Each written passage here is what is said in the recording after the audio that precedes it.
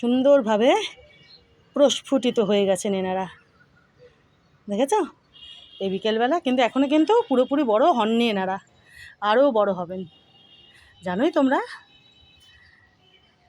দেখো, দেখেছ?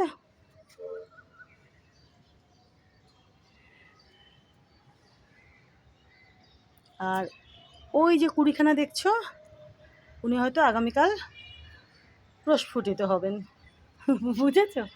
ওই যে দেখো সদ্য পাপড়ি মেলতে শুরু করেছেন ইনি, এই যে বোঝা যাচ্ছে, দেখো ইনি সবে পাপড়ি মেলতে শুরু করেছেন। আগামী 2-3 দিনে ইনি বেশ বড় সড়ো হয়ে যাবেন এনার মতো। এনার তো এখন কালারটা একটু এরকম হয়েছে, প্রায় 3 দিন হয়ে গেল, তো স্বাভাবিক থাক, তাও গাছে আছে দেখো।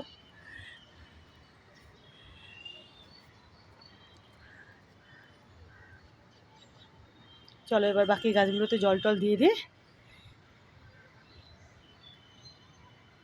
বিশাল বড় বড় হয় এই পদ্ম গোলাপগুলো, মানে যার জন্যই আমি পদ্ম গোলাপ বলি। প্রচুর প্রচুর কুড়ি, তোমাদের বলেছিলাম না সারা বছর ফুল দেয় প্রচুর প্রচুর এই গাছখানা, প্রচুর গোলাপ দেয় সারা বছর, আর সেই বরকা বরকা তোমরা দেখছোই বলো।